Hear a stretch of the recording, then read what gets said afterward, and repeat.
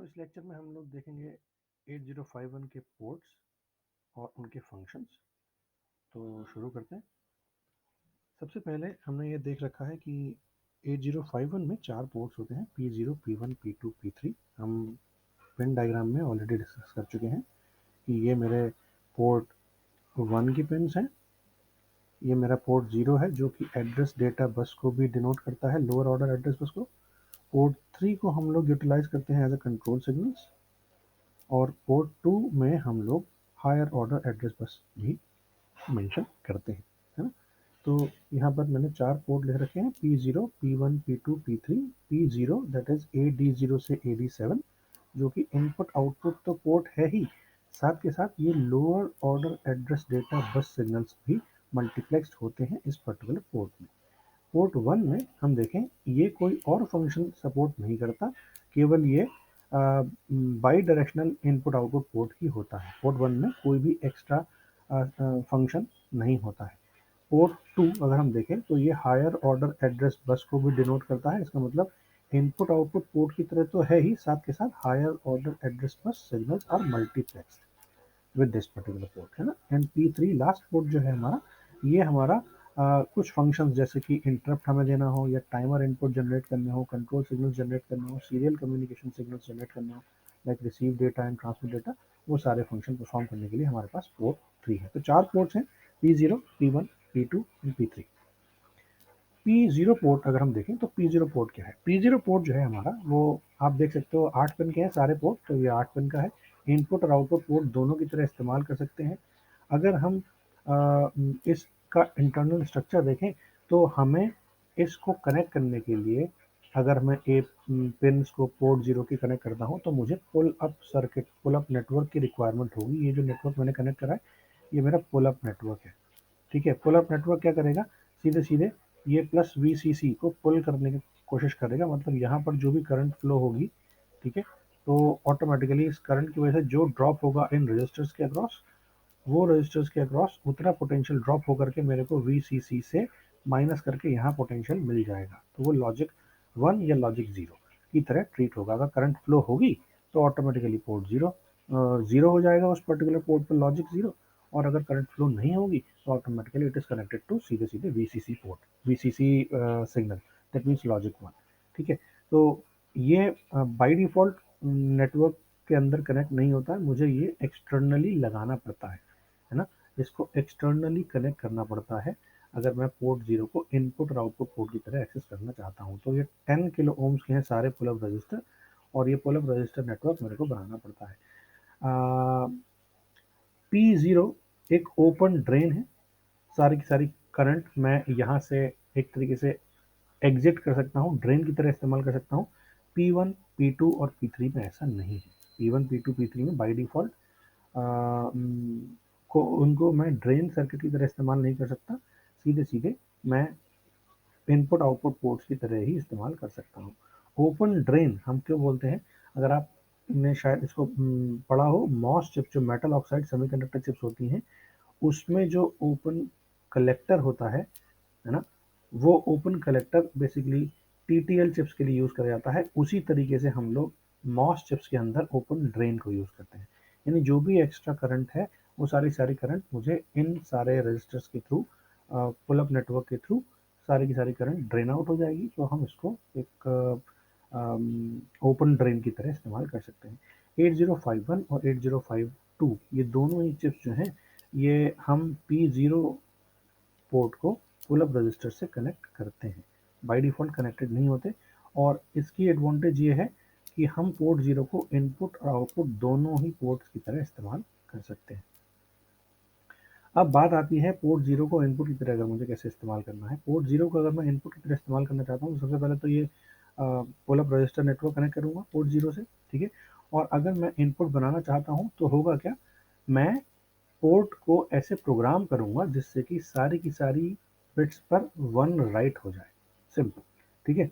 ऐसे केस में क्या करूँगा, पोर्ट 0 जो है मेरा, वो क्या हो जाएगा, वो इनपुट पोर्ट हो जाएगा बाय राइटिंग वंस। उन सारी 8 बिट पर मैं 1 राइट करूँगा, और ये डेटा मैं रिसीव कर सकता हूँ पोर्ट पर तो ऑटोमेटिकली पोर्ट इनपुट हो जाएगा और फिर मैं P1 पर, पोर्ट 1 पर या किसी जनरल पोर्ट पर उस डेटा को भेज सकता हूँ। पोर्ट 0 को अगर मैं डुअल रोल की तरह इस्तेमाल करूँ तो डुअल रोल में मैंने देखा था कि पोर्ट 0 में मेरा address data, lower order address data multiplex बस यूज़ हो रखी थी ऑलरेडी। तो अगर मैं इसको यूज़ करना चाहता हूँ तो ऑब्वियसली अगर मैं किसी मेमोरी को कनेक्ट करूँगा तो मेमोरी को कनेक्ट करने के लिए मेरे को एड्रेस और डेटा दोनों ही चीज़ चाहिए होंगी। तो ऐसे टाइम पर मैं पोर्ट 0 को इस्तेमाल करूँगा और पोर्ट 2 को इस्तेमाल करूँगा। पोर्ट 1 और पोर्ट 3 से कंट्रोल सिग्नल्स हैं और पोर्ट 1 से कोई भी एक्स्ट्रा चीज़ कनेक्टेड नहीं है। तो पोर्ट 0 को और पोर्ट 2 को मैं अपनी मेमोरी को और मेमोरी से कनेक्ट करने के लिए एड्रेस और डेटा बसेस को कनेक्ट करूँगा। ठीक है, यहाँ मेरे को डीमल्टीप्लेक्सिंग करनी होगी क्योंकि एड्रेस और डेटा बस मल्टीप्लेक्स होंगी पोर्ट 0 पर। तो ऑटोमेटिकली अगर मैं एड्रेस और डेटा सेपरेट करूँगा तो मुझे इसकी डीमल्टीप्लेक्सिंग पहले करनी होगी। उसके बाद अगर मैं पोर्ट 1 देखूँ तो पोर्ट 1 में मेरे पास केवल 8 पिन्स हैं, जो कि मैं पिन की IC नंबर 1 से 8 तक कनेक्ट करता हूँ। इसको भी मैं इनपुट और आउटपुट पोर्ट की तरह इस्तेमाल कर सकता हूँ। इसमें मुझे कोई भी एक्सटर्नल पुल अप रजिस्टर की ज़रूरत नहीं है क्योंकि ये ऑलरेडी इंटरनली इनबिल्ट है इस पर्टिकुलर नेटवर्क, इस पर्टिकुलर पोर्ट के अंदर।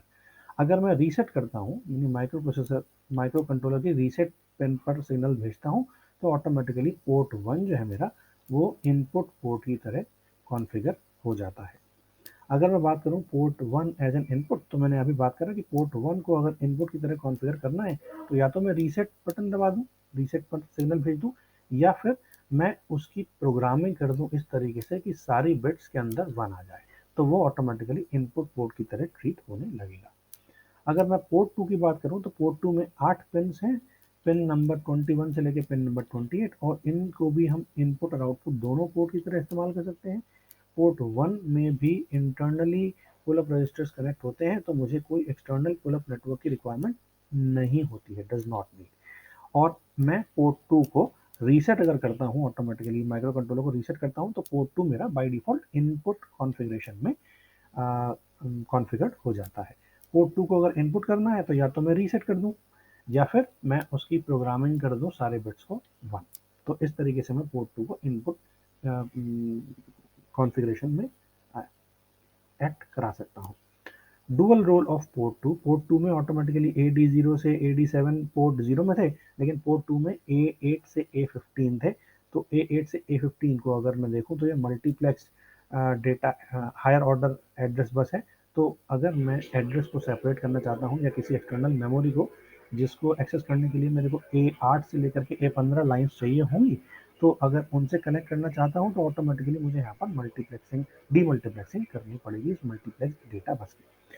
लेकिन रिक्वायरमेंट तभी है जब मैं एक्सटर्नल मेमोरी को कनेक्ट करता हूं जिसकी मेमोरी लोकेशंस 2 की पावर 8 यानी 256 लोकेशन से ज़्यादा है ना। अगर 256 लोकेशंस हैं तो ऑटोमेटिकली मैं 8 बिट से ही काम कर सकता हूँ, है ना, 8 एड्रेस बिट से काम कर सकता हूँ। लेकिन अगर मेरे पास 256 से ज़्यादा मेमोरी लोकेशंस हैं तो उनको एक्सेस करने के लिए मेरे को ज़्यादा नंबर ऑफ लाइंस की रिक्वायरमेंट होगी। इसीलिए अगर मैं 256 से ज़्यादा मेमोरी लोकेशन को एक्सेस करता हूँ तो ऑटोमेटिकली मुझे ज़्यादा नंबर ऑफ लाइंस की रिक्वायरमेंट होगी, तो मुझे यहाँ पर इसकी पोर्ट 2 को कॉन्फ़िगर करना पड़ेगा एक एड्रेस सेपरेट करने के लिए। P0 से मुझे A0 से A7 डेटा एड्रेस मिल जाएगा, और P2 से मेरे को A8 से A15 वाली एड्रेस लाइंस मिल जाएंगी, और ऑटोमेटिकली मेरे को 16 बिट का एड्रेस पूरा का पूरा मिल जाएगा। इस पोर्ट को हम अपना इनपुट आउटपुट पोर्ट की तरह इस्तेमाल नहीं कर सकते। ठीक है, it can not be used for input output, क्योंकि अगर एक्सटर्नल मेमोरी से कनेक्ट है तो एक्सटर्नल मेमोरी से कनेक्ट करने के लिए मेरे को क्या करना होगा, मेरे को एड्रेस चाहिए होगा, और एड्रेस चाहिए होगा दैट मीन्स मुझे हर टाइम उस पोर्ट पर, पोर्ट 2 पर एड्रेस चाहिए होगा, क्योंकि इससे एड्रेस कनेक्टेड है ना। तो उस टाइम पर जब मैं किसी एक्सटर्नल मेमोरी से कनेक्ट करूंगा तो मेरे को इस पोर्ट 2 को इनपुट आउटपुट पोर्ट की तरह इस्तेमाल नहीं करना होगा। पोर्ट 3 अगर हम देखें तो पोर्ट 3 में मेरे पास कुछ कंट्रोल सिग्नल्स हैं। ऑब्वियसली इसके पास भी 8 पिन्स हैं, और इन 8 पिन्स को हम इनपुट और आउटपुट पोर्ट की तरह इस्तेमाल कर सकते हैं। इसके लिए भी कोई पुल अप रजिस्टर की रिक्वायरमेंट नहीं है, P1 और P2 में भी नहीं थी, केवल P0 में थी। पोर्ट 3 को हम कॉन्फ़िगरेशन करते हैं इनपुट पोर्ट की तरह अगर वो रीसेट होता है तो, है ना। और अगर मैं इनपुट करना चाहता हूँ तो ऑटोमेटिकली सारे बिट्स पर राइट कर सकता हूँ 1। ठीक, कुछ ऑल्टरनेट फंक्शंस हैं इस टेबल में, मैंने ऑल्टरनेट फंक्शंस लिखे हैं। ये रिसीव सीरियल डेटा, ये transmit serial data. This int0 and int1 are to generate interrupts.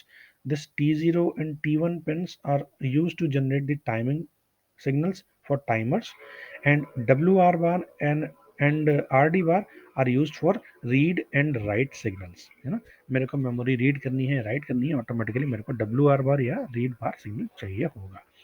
अगर मैं पोर्ट्स को रीसेट करता हूं तो रीसेट करने पर क्या वैल्यूज आती हैं। हर एक पोर्ट में 8 बिट है।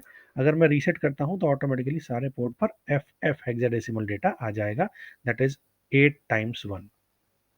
This is F and this is also F. So FFH will be the data that comes on the port 0, port 1, port 2 and port 3 अगर मैं उस पर्टिकुलर माइक्रो कंट्रोलर की आईसी के रीसेट सिग्नल को reset signal देता हूं। Input output ports और उनकी बिट एड्रेसेबिलिटी। ठीक है, बिट एड्रेसेबिलिटी का क्या मतलब है कि मैं उन पोर्ट्स को इंडिविजुअल 8 बिट की तरह भी इस्तेमाल कर सकता हूं, यानी उन 8 बिट के 2 की पावर 8 कॉम्बिनेशन यानी 256 कॉम्बिनेशन बना करके भी इस्तेमाल कर सकता हूं, या फिर मैं उन एक एक बिट पर एक एक पोर्ट की एक एक सिंगल लाइन पर भी मैं एक सिंगल इनपुट आउटपुट की तरह कनेक्ट कर सकता हूं। मतलब उन 8 लाइन को सेपरेटली 8 डिवाइसेस से कनेक्ट कर सकता हूँ, या उन 8 लाइन को किसी मल्टीप्लेक्स डिवाइस के थ्रू कनेक्ट करके मैं उसके 256 जनरेशन 256 कनेक्शन भी कर सकता हूँ। तो अगर मैं बिट एड्रेसेबिलिटी की बात करता हूँ, दैट मीन्स मैं उस टाइम पे अपने माइक्रो प्रोसेसर को एक पोर्ट की एक लाइन को इंडिविजुअल एक पोर्ट या एक डिवाइस से कनेक्ट कर रहा हूँ, तो मैं एक इंडिविजुअली उस पोर्ट को बिट एड्रेसेबल कर रहा हूँ। ऐसे केस में फॉर एग्जांपल मेरे को अगर कोई बिट रीड करनी है या राइट करनी है, फॉर एग्जांपल यहाँ पर हम एक सिंटेक्स यूज करते हैं सेट बी। सेट बी का मतलब उस पर्टिकुलर बिट को सेट कर देगा ये। ठीक है, कौन से, ये पी उस पोर्ट, कौन सा port, P X X port, है ना, और Y that is Y number की पिन। तो अगर मैं चाहता हूं कि मैं पोर्ट 1 की पिन नंबर 5 को सेट करूं, तो ऑटोमेटिकली मैं यहाँ क्या लिख दूंगा, set B P1.5। That means ये पोर्ट 1 की बिट नंबर 5 को हाई सेट कर देगा। ठीक है, क्लियर है। तो ये हो गया मेरा बिट एड्रेसेबिलिटी। उसके बाद अगर मैं एड्रेस देखूं तो इन एड्रेस की रेंज क्या क्या है, ऑटोमेटिकली इन सारे बिट एड्रेसेबिलिटी के लिए मेरे को कौन सी बिट सेलेक्ट करनी होगी। बेसिकली मैं पोर्ट 0 की 0 पिन सेलेक्ट करना चाहता हूं, तो ऑटोमेटिकली मेरे को D0 बिट सेट करनी होगी।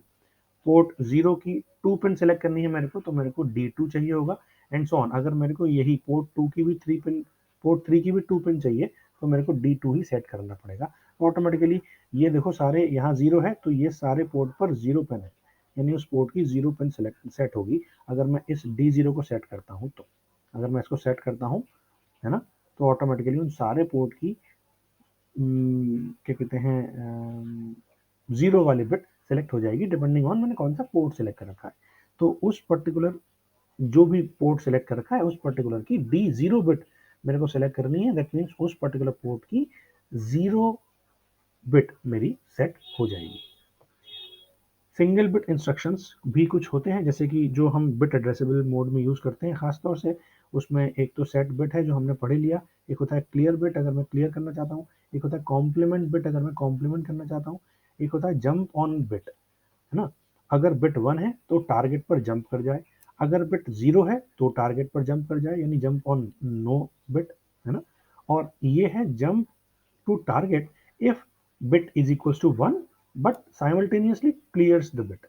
तो JB जब 1 हो तो जंप करे, जब बी बिट 1 ना हो तो जंप करे, और JBC दैट मीन्स बिट 1 हो तो जंप तो करे, साथ के साथ क्लियर भी कर दे। तो ये टोटल 6 इंस्ट्रक्शंस हैं जो कि हम बिट एड्रेसेबल मोड्स का इस्तेमाल करते हुए हम 8051 में यूज करेंगे। Set bit, clear bit, complement bit, और जंप के 3 कंडीशन हैं, jump on bit, jump on no bit, और jump on bit but clear bit.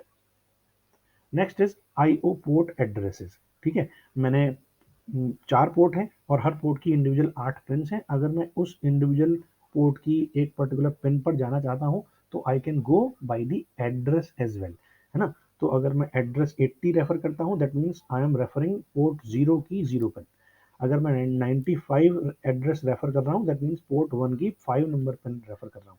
ठीक है, अब आपको याद करने में बहुत आसानी है, क्यों? क्योंकि पोर्ट 0 मेरा 80 पिन से शुरू होता है, तो 0 यानी 80, 1 यानी 81, 2 यानी 82, 3 यानी 83 एंड सो ऑन। ठीक है, 7 तो 87। पोर्ट 1 मेरा 90 से शुरू होता है, तो 0 पे 90, 1 पे 91, 2 पे 92 एंड सो ऑन, 7 पे 97। सिमिलरली पोर्ट 2 मेरा A0 से शुरू होता है ना, 9 के बाद 10 आता है, 10 को रिप्रेजेंट करते हैं हेक्साडेसिमल में A से, तो 0 पे 0, 1 पे 1, 2 पे 2, 3 पे 3 एंड सो ऑन, 7 पे 7। सिमिलरली पोर्ट 3 मेरा होता है B से शुरू, तो B0 पे पहला एड्रेस, B1 पे दूसरा एंड सो ऑन, B7 पे 7। ठीक है, क्लियर हो गया।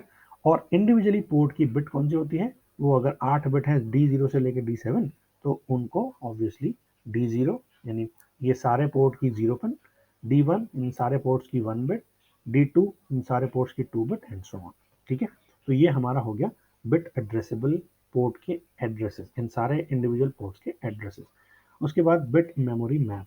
ठीक है, अब जब हमने वो मेमोरी लोकेशन पढ़ी थी कि कौन कौन सी लोकेशन किन किन पोर्ट्स के लिए इस्तेमाल करी जाती हैं, तो देखो 00 से लेके 7F ये हमारी रैम लोकेशंस हैं, 20 से लेके 2F ये मेरे को रैम लोकेशंस असाइन, मतलब एक तरीके से जो बिट एड्रेस हैं 00 से लेके 7F तक, वो रैम लोकेशंस 20 से लेके 2F तक लोकेशंस पर असाइन करे गए हैं।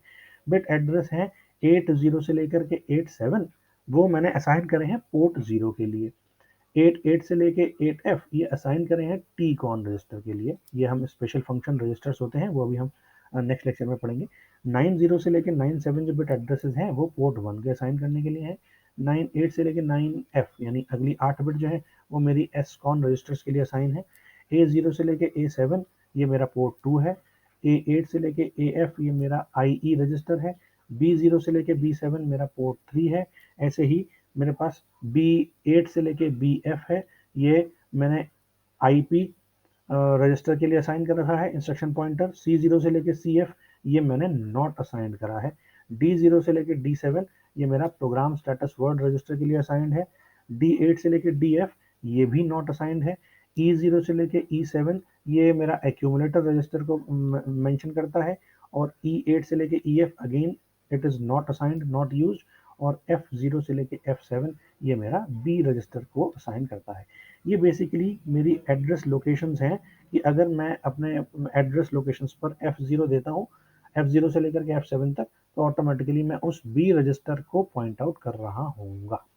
ठीक है, सिमिलरली अगर मैं D0 से लेकर D7 तक कोई एड्रेस देता हूँ, तो मैं उस पर्टिकुलर PSW रजिस्टर को असाइन कर रहा होऊंगा, है ना। अब ऑब्वियसली ये सारे ही 8-8 बिट के रजिस्टर्स हैं, और आप ध्यान से देखो ये सारी ही लोकेशंस 8-8 बिट की हैं, 8 और 8 16 मतलब F। ठीक है, तो सारी लोकेशंस 8-8 बिट की हैं, तो हर इंडिविजुअल लोकेशन मेरी एक इंडिविजुअल बिट को असाइन कर रही होगी।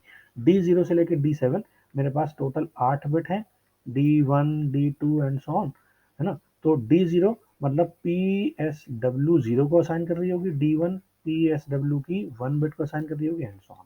ठीक है, तो 8 बिट है, 8 बिट के इंडिविजुअल एड्रेसेस हैं। अगर मैं एक्सेस करना चाहता हूँ स्क्रैच पैड की तरह रैम लोकेशंस को, तो मुझे ये पता है कि मेरे पास 4 रजिस्टर बैंक में R0 से लेके R7 4 रजिस्टर बैंक्स हैं, है ना। और 4 रजिस्टर बैंक के अंदर R0 से लेकर के R7 रजिस्टर्स हैं, मतलब 4 बैंक हैं, तो टोटल 32 रजिस्टर्स हो गए, है ना। 8 चौक 32, एक में 8 है, तो ऑटोमेटिकली 4 बैंक में 32 रजिस्टर्स हो गए।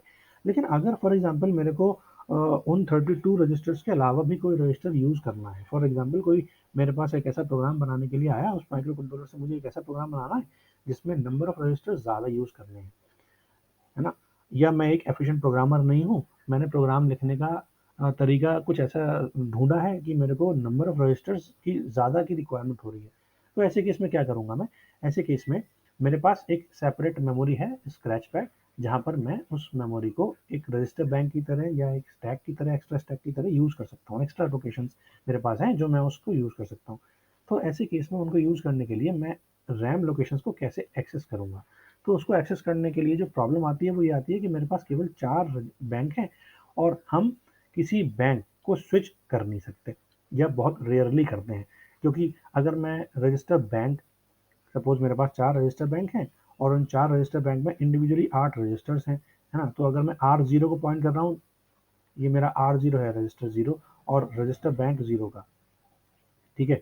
तो अगर मैं R0 रजिस्टर बैंक 1 को पॉइंट करना चाह रहा हूँ, तो मुझे अपने जो PSW है उसमें RS1 और RS0 यानी रजिस्टर्स बैंक सिलेक्शन पिन जो है मेरे पास RS1 और RS0, उसमें मेरे को 01 वाली वैल्यू देनी होगी, जिससे कि मैं RB1 के रजिस्टर 0 को सिलेक्ट कर लूँगा, है ना? लेकिन ऐसे करके भी अल्टीमेटली मैं कितनी लोकेशन यूज कर पाऊंगा? हर बार मेरे को प्रोग्राम स्टेटस वर्ड में RS1 RS0 की वैल्यू चेंज करनी पड़ेगी अगर मैं रजिस्टर बैंक्स में अलग अलग रजिस्टर्स को यूज करना चाहता हूँ। तो इसीलिए हम इस टेक्निक को यूज नहीं करते। इसका मतलब मोस्ट फ्रीक्वेंटली हम एक रजिस्टर बैंक को अगर सेलेक्ट कर रखा है तो उसी एक रजिस्टर बैंक के आठों रजिस्टर्स को सिलेक्ट करना ज़्यादा प्रेफर करते हैं। लेकिन अब ऐसे केस में तो 32 के अलावा मेरे पास केवल 8 ही रजिस्टर्स हो गए, है ना? तो अगर मैं किसी और रजिस्टर को इस्तेमाल करना चाहूँगा तो मैं क्या करूँगा? तो ऐसे केस में मैं उस रैम का इस्तेमाल करूँगा जिनकी लोकेशंस मेरे को पता है 30 से लेकर के 37 होती है, ठीक है? तो उस 30 से लेकर के 37 लोकेशंस पर मैं इंडिविजुअली उसको 8-8 बिट की लोकेशन को एक रजिस्टर की तरह इस्तेमाल कर सकता हूँ। तो ऐसे केस में क्या होगा, उस R0 को अगर वो रजिस्टर बैंक 0 में पॉइंट आउट कर रखा है, तो मुझे RB1 पॉइंट आउट करने की ज़रूरत नहीं है। प्रोग्राम स्टेटस वर्ड में RS1 और RS0 पिन को चेंज करके डिफरेंट रजिस्टर बैंक सेलेक्ट करने की ज़रूरत नहीं है। मैं इन 8 रजिस्टर से ही काम चला लूँगा और अगर मुझे इसके अलावा चाहिए होंगे तो मैं किसी रजिस्टर बैंक को स्विच नहीं करूँगा। मैं सीधे-सीधे स्क्रैच पैड की मेमोरी को स्विच करूँगा, क्योंकि स्क्रैच पैड की मेमोरी में क्या होगा, स्क्रैच पैड की मेमोरी में मेरे को 8 बिट से 8 लोकेशन से ज़्यादा लोकेशंस मिल जाएँगी। आप देख सकते हो यहाँ पर मेरी लगभग-लगभग 80 लोकेशंस हैं, है ना? तो 80 लोकेशंस को एक्सेस करने के लिए it's better to go with the scratch pad rather than कि मैं 8-8 बिट के इंडिविजुअल रजिस्टर बैंक को सेलेक्ट करूँ और फिर बार-बार उसका प्रोग्राम स्टेटस वर्ड चेंज करूँ। ठीक है? आज के लिए इतना ही, बाकी हम कल डिस्कस करते हैं।